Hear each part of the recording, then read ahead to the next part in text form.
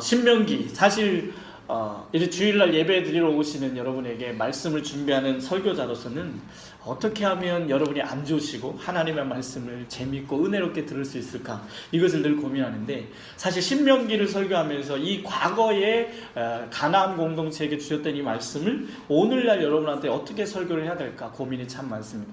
그러나 여러분, 오늘 말씀을 들을 때에 몇천 년 전에 가나안 땅에 새롭게 정착해야 되는 이스라엘 그 공동체에게 하나님이 주셨던 말씀, 그래서 그들이 가나안 땅에 들어갔을 때에 살아야 될 원칙들에 대한 말씀들을 그때 당시 그 상황에 맞게 주셨다는 것을 염두에 두시면서, 그럼 오늘 이 말씀 우리에게 어떻게 또 적용할 수 있고 그때 하나님이 어떤 뜻을 가지고 하셨는지를 생각해 보면서 말씀을 들으셨으면 좋겠는데, 레위기는 어떻게 예배할 것인가에 대한 말씀이라고 한다면, 신명기는 어떻게 살아갈 것인가에 대한 말씀입니다. 그래서 어떻게 보면 우리에게 더 피부로 와닿는 말씀은 사실은 신명기죠. 레위기는 예배를 어떻게 드리는지, 그래서 5대 제사가 나오고 하죠. 그러나 신명기는 가나안 땅에 새롭게 들어가서 그들이 정착할 때 공동체로서 어떻게 살아가야 되는지, 문제들이 발생했을 때는 어떻게 해결해야 되는지를 말씀하고 있습니다. 그래서 신명기는 사실 새 신자가 아니라 거듭 신자를 씁니다. 거듭 신자. 그래서 이 말씀은 뭐냐면 새롭게 하는 말씀이 아니고 이미 주어진 말씀이지만 이것을 다시 거듭해서, 그래서 재반복해서 가나안 땅에 들어갈 때에 너희들이 지켜야 될 것을 이야기하고 있다라고 볼 수가 있습니다.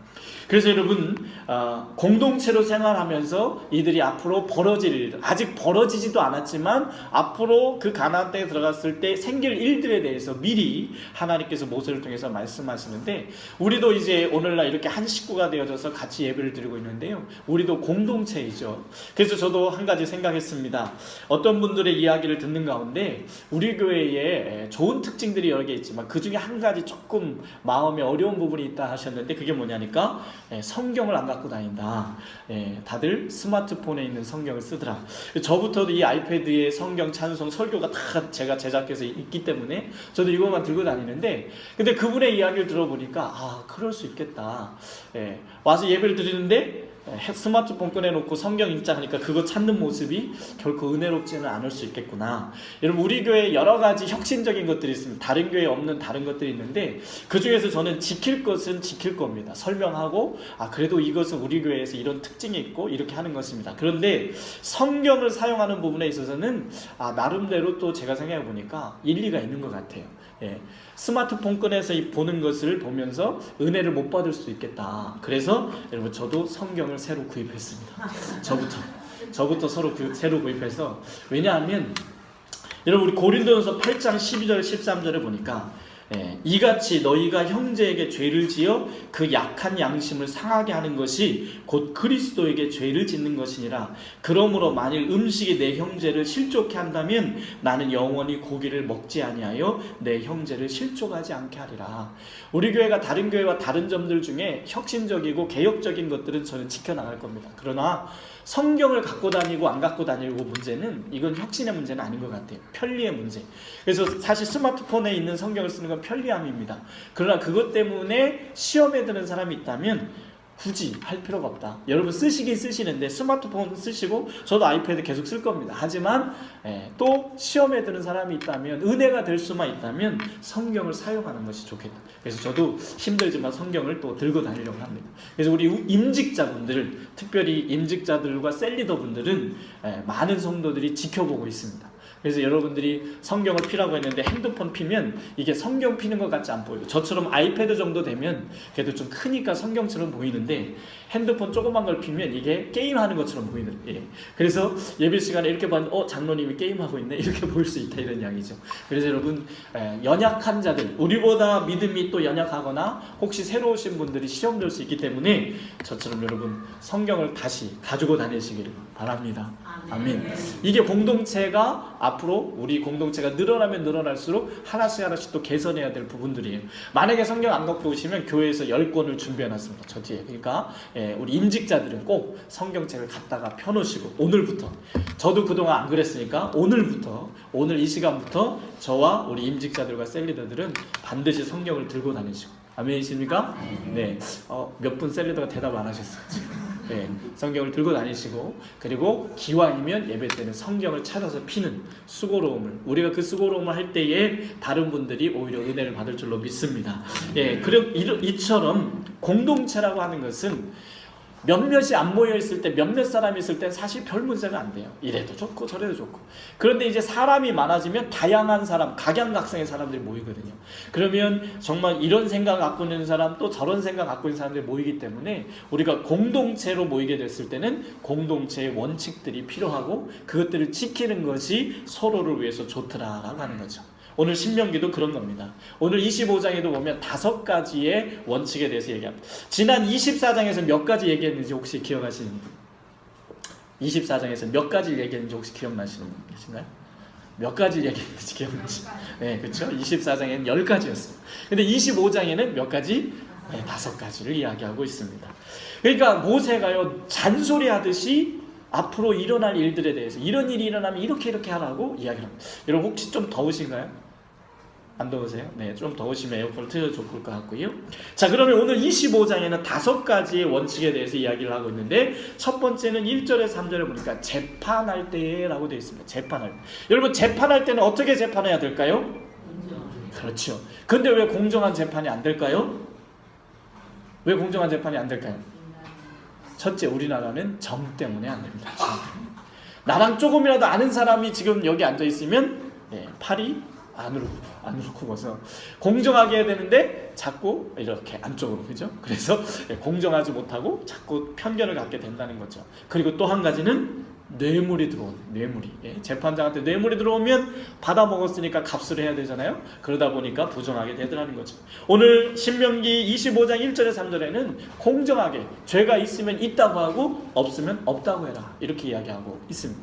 근데 여러분, 요번 추석 기간에 별의별 일이 있었는데, 특히 괌에서 애기들을 차 안에 놓고 쇼핑 갔다가 붙잡힌, 근데 보니까 판사예요. 부인은 판사고 남편은 변호사예요. 그러니까 법을 다루시는 분들인데 6살짜리 아들하고 1살짜리 딸을 차에다 놓고 자기들 말로는 3분 갔다 왔다고 했는데 경찰이 조사해 보니까 45분 동안 쇼핑을 하고 왔습니다. 괌은 더운 나라죠. 그래서 아이들이 죽을 수도 있는데, 어찌됐든 이런 분들이 판사인데 법을 다루시는 분들인데 어떻게 하려고 하는지 참 걱정입니다. 자, 그래서 신명기에서는 법대로 그냥 해라, 법대로 죄가 안 되면 없다고 하고 법대로 죄가 되면 죄가 있다고 해라, 그리고 그 죄에 대해서 벌을 줘라, 이렇게 이야기를 하고 있습니다. 그런데 재미난 것은 태형제도에 대해서 이야기하고 있습니다. 사실 우리 교회도 이 법들을 적용하고 원칙들을 적용하는 데 있어서 조금 무질서했던 게 사실입니다. 왜냐하면 그동안 너무 우리가 가족 같다 보니까, 그러다 보니까 어느 날 보니까 교사를 하고 있는데, 찬양대를 하고 있는데 세례를 안 받은 분도 있고, 또 대표기도를 하시는데 양육반을 안 마친 분도 있고, 이런 상황들이 벌어졌습니다. 제가 제대로 적용을 못한 것이죠. 자, 오늘 이 말씀을 했으니까 이제부터는 제대로 적용을 해야 되겠죠. 지난 일은 잊읍시다. 아멘이십니까?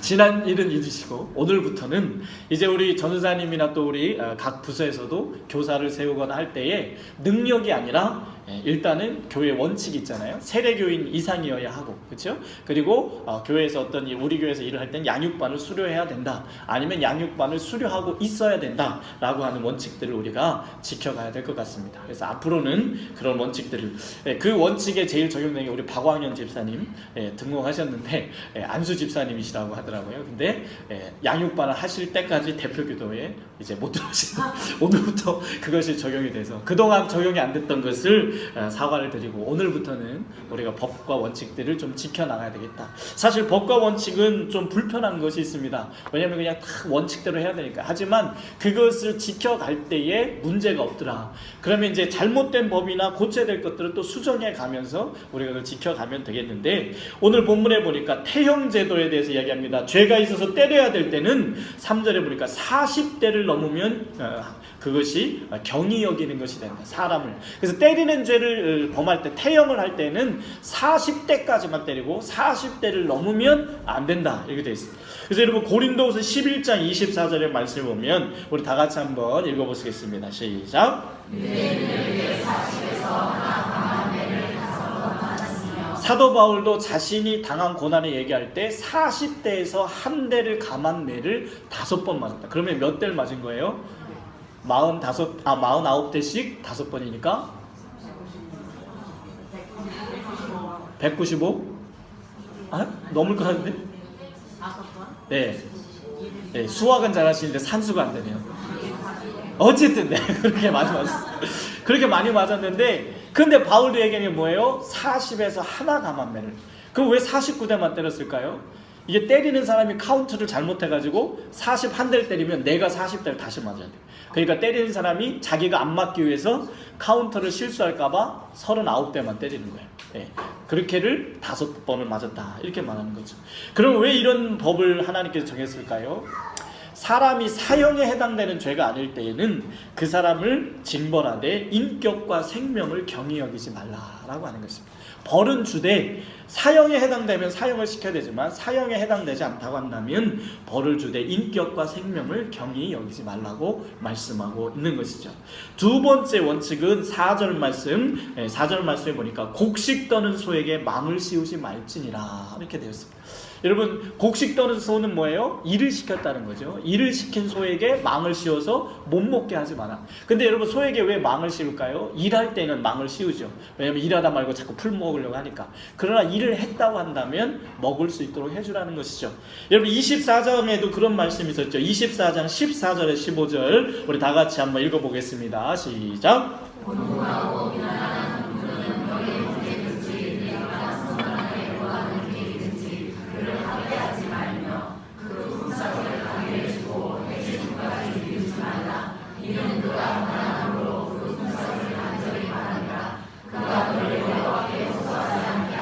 그렇지 않으면 그것이 내게 죄가 될 것임이라. 아멘.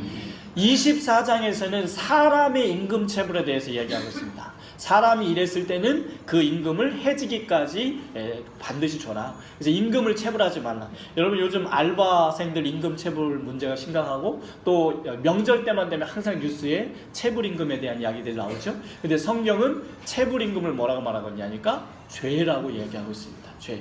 그래서 여러분, 나중에 여러분들이 무슨 회사를 경영하시는데 사업을 하시게 되면 임금만큼은 체불하지 말라라고 성경은 이야기하고 있어요. 왜냐하면 그 월급 받을 사람은 너무너무 기다린다는 거죠. 간절하게 기다리는데 차일피일 미루면 그 사람이 하나님께 호소하게 되고 하나님 앞에 호소하면 그것이 우리에게 죄가 된다. 이것은 24장에는 사람에 대한 임금 체불이라고 한다면 오늘 25장 4절 말씀은 짐승에 대한, 짐승도 일을 시켰다면 그 대가를 주라라고 이야기를 하고 있는 것입니다. 근데 뉴스에 보니까 서울대병원 간호사 초봉이 30만 원이다, 뭐 이런 말이 나오더라고요. 예, 그러면 이게 30만 원 갖고 한 달 생활할 수도 없고 일할 맛이 안 날 것 같겠죠. 자, 그 다음에 세 번째는 5절에서 10절에 보니까 형이 죽었을 때, 형이 자식을 낳지 못하고 죽었을 때에 동생이 형수에게 장가가서 첫 번째 아이를 형의 아들로 입적을 시켜서 대를 잇도록 하는 이런 일을 했는데, 자, 이것을 우리도 역사 시간에 배웠죠. 뭐라고 배웠습니까? 형사 취수라, 이렇게 얘기했죠. 그래서 형이 죽었을 때에 동생이 형수와 결혼을 해서 첫 번째 아들을 형의 아들로, 그래서 대부가 돼서 형의 아들로, 그래서 형의 유산이 상속되고 끊어지지 않게 하는 것이죠. 그래서 영어로는 liberate라고 해서 이것이 역시 고대에 있었던 일이고 우리나라에도 고구려 때에 이런 일이 있었다고 하죠. 형사치수 제도가 있었다고 합니다. 그럼 여러분, 이것은 왜 이렇게 했을까요? 그것은 결국 이때 당시에는 아직 종족 번식의 목적이 남아있었기 때문이죠.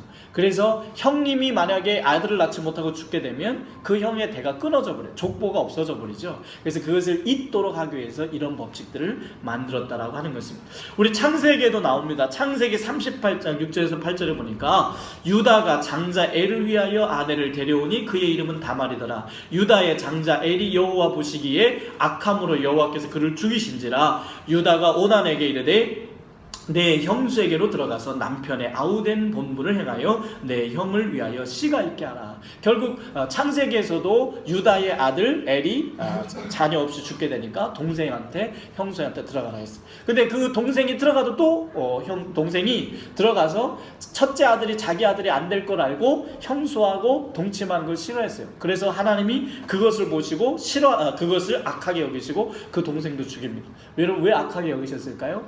그때 당시에 하나님의 목적은 뭐예요? 종족을 퍼뜨리는, 인류를 퍼뜨리는 게 하나님의 뜻이었다는 거죠. 그 뜻에 순종하지 않았기 때문에 하나님이 그도 죽였다라고 되어 있습니다.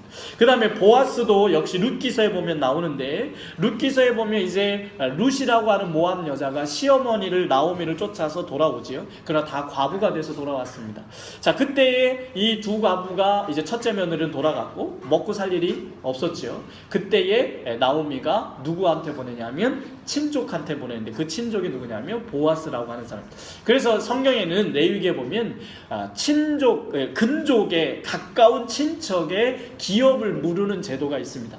그래서 만약에 나의 친척 중에 누가 가난해져서 빚을 졌는데 못 갚아서 노예가 됐다든지, 그가 가지고 있던 모든 재산을 다 잃어버리게 되면, 빼앗기게 되면 그의 가까운 근족에서 그에게 가서 그것을 물어주게 되어 있었습니다. 그래서 결국에는 형제의 빼앗긴 재산을 다시 찾아주는 제도를 만드셨는데, 여러분 이것도 왜 만드셨을까요? 지금 같으면 그렇게 하나도 안 하겠지만 왜 이때 만들었겠습니까? 역시 종족 번식의 시대였기 때문에, 하나님의 계획이 그때에는 인류를 퍼뜨려가는 것이 하나님의 계획이었기 때문에 그렇습니다. 근데 그때에 한 가지 방법이 있었어요. 만약에 동생이 형수와 결혼하기 싫다 그러면 어떻게 되냐면 장로들 앞에 나가가지고, 성문에 장로들이 앉아있어요. 노인들이 장로들이 있잖아요. 성문에 이렇게 햇빛 좋은데 앉아 계시면 그곳에 나가가지고 선언을 합니다. 저는 누구 아무개 동생인데 우리 형님이 돌아가셨는데, 자녀를 못 낳고 돌아가셨는데 제가 형수와 결혼해야 되는데 저는 그렇게 하기 싫습니다 라고 선언을 하게 돼 있어요. 그러면 장로들이 그 말을 듣고 어떻게 하냐면 그 형수를 불러가지고 저 시동생의 신발을 벗겨라. 그래서 신발을 벗기고 그 얼굴에 침을 뱉어라 이렇게 돼 있어요. 그래서 얼굴에다 침을 뱉습니다. 이게 왜 그러냐면 하나님의 뜻이 이때 당시에는 종족을 번식하는 것, 대를 끊지 않는 게 하나님의 뜻이었기 때문에 그렇습니다. 그래서 신발을 벗겨서 침을 뱉으면 그때서 이제 장로들이 선언합니다. 이제 이 침 뱉은 자, 그래서 그 동생의 이름을 뭐라고 외치냐면 침 뱉은 자의 집이다 이렇게 그렇게 외치고, 그래서 망신을 준 다음에는 이제 그 법에서 벗어나게 해줬습니다. 자, 이런 일들은 결국 목적이 뭐냐니까 대를 끊기지 않고 계속해서 종족을 번식하도록 하는 게 그때 당시에 하나님의 의도였기 때문에 그렇습니다. 오늘날에는 물론 이 법을 적용할 수는 없습니다. 그때 상황 당시에 그랬다는 거죠. 그러나 왜 이런 법을 그때 당시 하나님이 주셨는지는 우리가 이해할 수 있는 거죠. 그럼 오늘날도 우리가 이 법을 적용해 볼 때는 어떻게 될까요? 여러분, 우리가 우리 친족, 근족, 우리 가족들, 친척들이 어려움 당했을 때에 돌아보는 것이 마땅하다라고 하는 것입니다. 여러분, 사실 아무 피부치도 아니고 전혀 모르는 사람도 우리가 데려다가 돕잖아요. 어려움 당한 사람이 있을 때 우리가 그 사람을 돕잖아요. 하물며 우리 가족이고 우리 친척인데 어려움 당했을 때 돌보지 않는 것은 하나님의 뜻에 어긋나다라고 하는 것이죠. 우리가 전혀 모르는 사람도 도와줄 수 있는데 우리 친척이나 가족 가운데 어려움을 당했을 때는 못 본 척하지 말라라고 이렇게 우리가 적용할 수 있겠죠. 자, 그러다 보면 또 이런 일이 벌어져요. 너무 또 우리 가족만 챙기다 보면 남을 도울 일이 또 없어지지 않느냐. 자, 여러분, 우리 가족을 돌보는 것은 책임입니다. 가족으로서의 책임입니다. 그러나 여러분, 사치하거나 허영을 부려서는 안 된다는 거죠. 가족을 돌본다고 해서 가족한테 막 너 더 많이 주고 막 있는 거 다 쓸어주고 이게 아니라 가족을 돌보되 그 가족이 스스로 살 수 있도록만 해주면 되는 것이죠. 스스로 살 수 있도록 돌봐주고 그 가족이 스스로 살 수 없게 되었을 때에 도와주라는 것이지, 거기다 막 밀어주고 막 그래서 막 자기 가족들만 부자가 되고 이러지는 말라, 이런 이야기입니다. 그렇다면 우리는 항상 가족과 친족들을 돌보면서도 항상 무슨 여지를 남겨둬야 되냐면 남들을 도울 여지를 남겨두어야 합니다. 근데 이제 잘못된 개념을 갖고 계신 분들은 오로지 자기 가족들에게만 모든 것을 나눠주고 모든 걸 갖고 있고 남들에게 전혀 돕지 않고 오히려 남들 것을 뺏어와서 자기 가족들을 돕는, 이것은 또 하나님의 뜻은 아니더라라고 하는 것입니다. 하나님의 뜻은 우리 가족 친척 중에 스스로 살아갈 능력이 안 되고 어려움 가운데 있다면 도와주되 그가 스스로 살 수 있도록까지 도와주고, 그리고 남에게 도움을 줄 수 있는 여지를 남겨두라는 것이 성경의 뜻입니다. 자, 그 다음에 네 번째의 원칙은 11절에 12절을 보니까 정당방위의 문제인데, 자, 두 남자가 이제 싸움이 붙었습니다. 두 남자가 싸움이 붙었는데 한 남자의 아내가 그것을 봤어요. 그러면 말려야 될까요? 안 말려야 될까요? 말려야 되죠. 아유, 원수 같은 남편인데 의도 터지도록 놔둬야 될까요? 아니죠. 말려야죠. 말려야 되는데 말리는 데 있어서 하지 말아야 할 방법이 있다는 거죠. 이 여인이 어떻게 했냐면 상대방 남자의 음란을 잡아버렸어요. 예. 성경에 이렇게 기록이 되어 있습니다. 예. 그것은 주님이 절대 용서하지 말라 이렇게 되어 있어요. 예. 그 여인을 절대 용서하지 말라. 왜 그랬을까요? 이때 당시에는 뭐가 하나님의 목적이라고 그랬어요? 대를 잇는 것. 예. 종족 번식이 하나님의 뜻인데 음란을 잡는 건 뭐예요? 자칫 잘못하면 대를 끊는 것이라는 거죠. 여러분, 지난번에도 우리가 뉴스에서 봤지만 집에 도둑이 들어왔습니다. 그래서 아들이 그걸 알고 도둑을 두들겨 팼는데 패다가 그냥 너무 분이 안 풀려서 어떻게 했어요? 빨래 건조대로 때려버렸는데 뇌사 상태가 됐죠. 도둑이 뇌사 상태가 되니까 법원에서 뭐라고 했습니까? 그 때린 사람을 벌을 줬죠. 그래서 지금도 감옥에 있습니다. 정당방위냐 아니냐 이거 갖고 실은 논란이 많았는데, 여러분 우리가 잘 아셔야 됩니다. 정당방위에도 선이 있다 이것은. 그럼 우리는 생각할 때 아니 지금 도둑과 싸우는데 무슨 정당방위에 선이 있냐, 그냥 지금 내가 죽게 아니로 싸워야 되는데. 근데 여러분 아셔야 돼요. 여러분 싸움이 붙었을 때 저쪽에서 먼저 나를 때렸다. 그래서 나도 맞았으니까 한 대 때리면 어떻게 됩니까? 경찰은 뭐라고 얘기해요? 쌍방이다, 쌍방과시다, 쌍방폭행이다 이렇게 얘기해요. 그러면 때리면 그냥 맞아야 되는 거예요. 맞아야 돼. 예. 나도 난 2대 맞고 1대 때렸다. 그것도 역시 쌍방폭행으로 들어가더라고요. 여러분 법을 잘 알아야 되더라고요. 그러니까 지혜로운 사람은 어떻게 해요? 막아. 열심히 막아. 예. 열심히 막고 CCTV가 어디 있나를 잘 봐. 예. 여러분 법을 잘 알아야 돼요.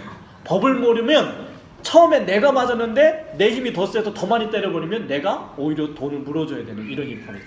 그러니까 여러분 이게 참 불합리하게 느껴지긴 하는데, 그런 어쨌든 법이라는 거죠. 그래서 여러분 우리가 법을 잘 알고 정당방위, 도둑이 들어왔을 때 때렸는데 여러분 어디까지 때렸냐면 도구를 사용하면 안 되고, 도구를 사용하면 안 되고 도둑이 항복할 때까지만 때려야 되고, 이게 참 복잡합니다. 그러나 법을 모르면 우리가 당할 수 있다 이런 이야기죠. 오늘 성경에도 그 이야기를 합니다. 정당방위를 인정하되 하나님이 금하는 것까지 하게 되면 그것은 정당방위를 인정하지 않겠다는 거예요. 그래서 여러분 이러한 부분들을 오늘날에도 우리가 좀 기억하셔야 됩니다. 그래서 어떤 일이 벌어졌을 때, 만약에 뭐 운전하다가 시비가 붙었다 저쪽에서 먼저 나를 밀었다 했을 때 네가 나를 밀어 하고 나도 밀어버리면 쌍방폭행이 되고 만들어 라고 하는 거죠. 그럴 때는 어떻게 하는 게 제일 좋겠습니까? 밀었을 때 밀림 당하시고 빨리 증인들을 불러가지고 빨리 맞고 끝내는 게 좋을 것 같아요. 그러나 사실 저도 모르겠어요. 상황이 벌어지면 뭐 눈 돌아갔는데 뭐 이게 뭐 보이겠습니까? 그러나 염두에 두셔야 돼요. 맞았다고 때리면 같이 폭행이 된다라고 하는 거예요. 자, 그래서 정당방위 문제도 이런 복잡한 경우의 수들이 생기는 이유가 있더라는 거죠. 결국엔 뭐예요? 하나님의 뜻은 사람을 해롭게 하고 죽이는 게 목적이 아니다라고 하는 것을 보여주고 있습니다. 그 다음에 5번째 이야기는 공정한 저울추를 가져라. 13절부터 말씀해 보니까 2개 저울의 추를 갖고 있지 마라. 2개 추를 갖고 있다는 건 뭐예요? 1kg 추를 갖고 있어야 되는데 뭐 2kg짜리를 갖고 있어가지고 뭘 줄 때에 더 무거운 추를 올려놔서 더 많이 준 것처럼 이렇게 만들고, 이렇게 거짓하지 말라. 여러분 예전에 들으셨는지 모르겠어요. 뉴스에 보면 주유소에 리모컨 키를 갖고 있는 그 종업원들이 있다고 해요. 그래서 일반인들이 들어오면 리모컨 키 가지고 불량 기름을 주고, 근데 어떤 사람이 오면 정량 기름으로 바꾸냐면 조사관으로 의심되는 차가 들어오면, 여러분 여기서 중요합니다. 조사관으로 의심이 돼야만 정량 기름을 준대요. 여러분 조사관처럼 하고 다니세요. 그러면 불량 기름을 안 주고. 자, 이렇게 2가지 저울추를 쓰지 마라. 하나님께서 이것을 싫어하는데 왜 그러냐니까 15절 말씀 우리 다 같이 한번 읽어보시겠습니다. 15절 다 같이 읽겠습니다. 시작.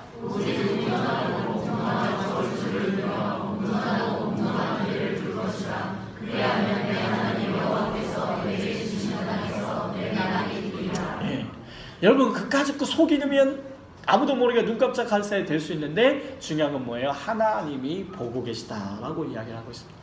그래서 공정한 저울추를 사용하는 자를 주님이 이 땅에서 복을 주신다라고 되어 있습니다. 그러니까 여러분 우리가 잠깐의 유혹에 넘어가서 잠시의 그냥 유혹을 위해서 속이거나 거짓말을 했을 때 이익은 있을 수 있지만 하나님은 그거를 다 찰칵 찍었다는 것이죠. 여러분 요즘에는 뭐 CCTV도 많이 있죠. 보니까 동영상에 보니까 소매치기가 와서 뒤에서 이렇게 훔치다가 CCTV를 발견하고 다시 집어넣고 가더라고요. 네. 여러분 세상의 CCTV도 그렇게 있지만 하나님의 CCTV는 하나도 안 놓치신다는 거죠. 근데 여러분 하나님의 CCTV 중에 삭제되는 부분들이 있습니다. 어떤 부분이 삭제될까요? 회개한 것. 우리가 주님 앞에 회개하고 남에게 용서를 빌은 것에 대해서는 주님이 지워버리죠. 그래서 그거는요 하나님은 기억도 못하신다라고 성경은 이야기를 하고 있습니다. 그래서 하나님께서 우리가 정직해야 되는 이유, 두 가지 추를 갖지 말아야 되는 이유는 하나님이 그걸 지켜보고 계시고 그것을 정직하게 하는 자를 하나님이 복을 주시겠다라고 이야기하고 있습니다. 그래서 유명한 폴란드 수상이었던 피아니스트가 그런 말을 했어요. 하루 연습을 쉬면 내가 알고, 이틀 쉬면 비평가가 알고, 3일 쉬면 누가 알까요? 온 세상이 다 안다. 내가 3일만 연습을 쉬어도 온 세상에 다 드러난다. 이 말을 영적으로 정의해보면 하루 기도를 쉬면 어떻게 될까요? 누가 알아요? 하루 기도 쉬면 내가 알고, 이틀 쉬면 마귀가 알고, 3일 쉬면 온 세상이 다 기도 안 했다는 티가 난다. 이런 말이죠. 예, 그래서 여러분 하나님이 보고 계시기 때문에 영적인 것이든지 양심의 부분이든지 우리가 정직해질 필요가 있다는 것을 이야기하고 있습니다. 그 다음에 16절 말씀, 오늘 말씀의 주제인데요. 우리 다 같이 읽겠습니다. 16절 시작. 이런 일들을 행하는 모든 자, 악을 행하는 모든 자는 내 하나님 여호와께 가증하니라. 그래서 불법을 행하거나 원칙을 무시하고 법을 어기는 사람들을 하나님께서 가증히 여기신다. 히브리어로 가증하다는 이 말은 토해바라는 뜻인데요. 이 말을 번역하면 이렇습니다. 구역질난다, 혐오스럽다. 여러분 하나님께서 법을 어기는 자를 구역질나게 여기신다. 구역질. 여러분 우리가 토 나온다라는 말 할 때 있잖아요. 어떤 때 토 나오는 거예요? 정말 기분 나쁠 때잖아요. 하나님이 가증한 일, 하나님이 법으로 지키라고 한 것을 안 지키는 자를 어떻게 여기신다고요? 토 나오게 여기신다. 토 나오게. 그러니까 저와 여러분 만약에 거짓을 행하고 있을 때 하나님 우리를 보실 때 뭐가 나오신다? 토가 나오신다. 이 말이 굉장히 중요한 말입니다. 모든 악을 행하는 자들을 주님이 토 나오게 여기신다라고 여기는 거죠. 혐오스럽게 여기신다. 그러므로 우리가 손해를 보더라도 정직해져야 하고 법을 지켜야 하는 이유는 그렇지 않은 자들을 하나님이 싫어하십니다. 아멘이십니까? 우리가 그런 이야기 하잖아요. 이런 이야기를 누군가가 싫어합니다. 이런 이야기를 하는데 이런 삶을 하나님이 싫어하신다. 법을 정했으면 법을 지켜야 됩니다. 그러나 그 법이 잘못됐을 때는 어떻게 될까요? 고쳐야 되겠죠. 고쳐지기 전까지는 그 법을 지켜야 한다는 것이죠. 이 원칙을 지키는 것이 불편합니다. 사실은요. 융통성을 좀 발휘하는 게 더 빠를 수 있고요. 하지만 융통성을 발휘해야 할 상황이 있고 그렇지 않고 법을 지켜야 맞는 것이 있을 수 있다는 것이죠. 자, 결론을 내리자면 이렇습니다. 율법주의가 아니라 법치주의로 가라라고 이야기합니다. 법치주의는 법을 우리가 정했을 때에 그 법을 지키는 것이 맞고 그 법을 지켜야 공동체가 불편하지 않다는 거예요. 사실 고통법규를 안 지키면 편하죠. 신호 안 지키면 우리가 편하죠. 하지만 신호를 안 지키다 보면 어떻게 됩니까? 무질서가 되고 더 어려워지고 더 늦어지더라라고 하는 것이죠. 저도 사실 원칙을 굉장히 싫어하는 사람이고 융통성인 사람이고 저는 순발력이 빠른 사람입니다. 그러나 이제 사람들이 교회에 많아지고 또 저도 이제 노회에서 일을 해보니까 원칙을 안 지키면 무질서가 오더라 이런 이야기죠. 물론 원칙이 너무 빡빡할 수도 있고 잘못되어질 수도 있습니다. 자, 그래서 세 가지 결론을 내려보겠습니다. 자, 첫째, 다 같이 따라 읽겠습니다. 시작. 사람이 늘어나고 다양해질수록 법과 원칙이 필요하다. 몇 사람 모여있고 그럴 때는 사실 그냥 좋은 게 좋은 거 될 수 있어요. 그러나 사람이 많아지면 이쪽에서는 이렇다고 생각하는데 저쪽에서는 아니라고 생각하는 사람이 있을 수도 있다는 이런 이야기죠. 그러다 보면 자칫 잘못하면 싸움이 날 수도 있습니다. 그것을 해결하기 위해서 법과 원칙 또 교회의 정관들을 만드는 겁니다. 이런 것들을 정해놓고 그것을 지키고 만약에 그것이 불합리하다면 다시 수정해서 지키면 되는데 어쨌든 원칙을 정했다면 지킬 필요가 있다라고 하는 것이고요. 두 번째 다 같이 읽습니다. 시작. 불편한 것만이 아니라 하나님은 기준을 정했을 때 그 기준을 지키지 않으면 싫어하신다라고 이야기하고 있다는 거죠. 하나님이 가증히 여기신다라고 말하고 있다는 겁니다.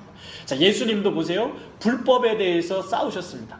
로마와 유대 불법에 대해서 주님은 독사의 자식들이라고 이야기하시고 회개하라고 회칠한 무덤이라고 얘기하셨지만 그러나 결국 그 법에 따라 순교를 당하셨다는 것이죠. 법이 고쳐지기 전까지는 법을 고치기 위해서 투쟁하셨지만 법이 안 고쳐졌을 때 그 법에 적용을 받으셨더라, 이런 이야기죠. 그래서 법이 일단 정해졌고 그 법이 수정되지 않았다면 일단은 법을 지키는 것을 하나님이 좋아하신다라고 하는 것이고, 세 번째는 다 같이 읽습니다. 시작.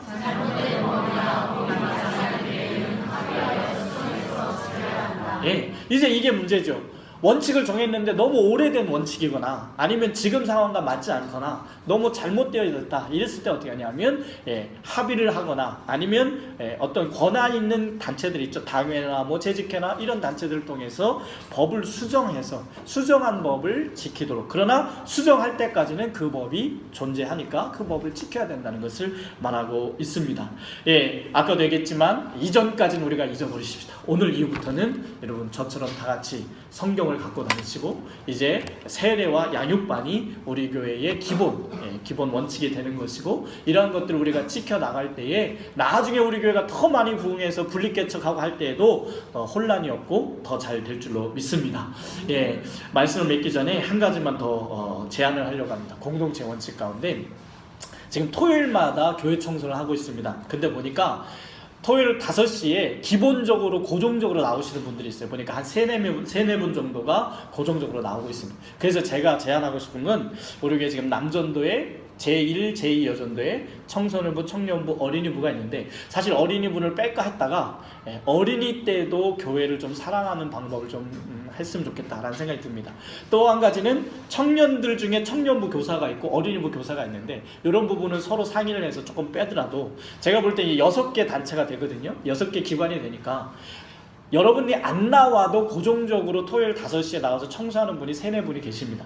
그래서 여러분이 안 나오셔도 그때 청소는 분명히 되거든요. 그러나 6개 기관이 한 주씩 돌아간다면 제가 볼 때 한 달에 한 달 반 정도 한번 돌아오는데 아무도 안 나오셔도 어차피 고정적으로 나오시는 분은 청소를 하기 때문에, 그래서 남전도에부터 제1여전도에 제2여전도에 또 청소년부, 청년부, 어린이부 이렇게 해서 그 시간에 나와서 조금만 도와주시면 어차피 3-4분이 다 교회 청소를 하고 있습니다.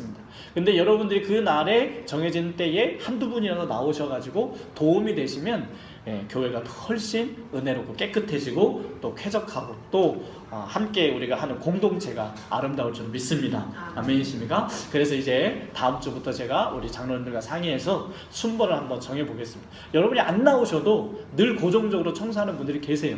그러니까 그분들이 또 여러분들이 나와서 도와주면 훨씬 기쁘게 할 거라고 믿고, 우리 공동체가 점점 커지면 커질수록 이렇게 원칙을 세워야 될 일들이 많아질 것입니다.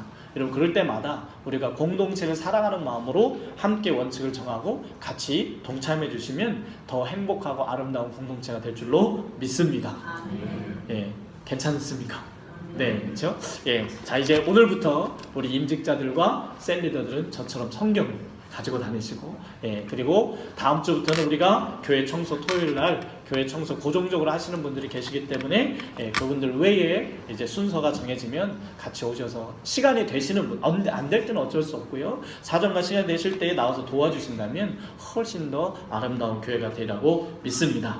자 오늘 결론 말씀은 그거죠. 결국 공동체가 지켜지기 위해서는 원칙과 제도가 필요하고 그 원칙은 정했으면 지키는 게 중요하고 하나님도 지키는 것을 좋아하시더라. 다만 잘못됐거나 수정이 필요할 때는 수정해서 또 지켜가고 수정하기 전까지는 또 그 법을 유지하도록 하라는 것입니다. 우리가 그렇게 할 때 앞으로 어떤 사람이 우리 교회를 들어와도 우리 공동체 안에 잘 융화될 줄로 믿습니다. 이제 우리 다 같이 함께 기도하시겠습니다.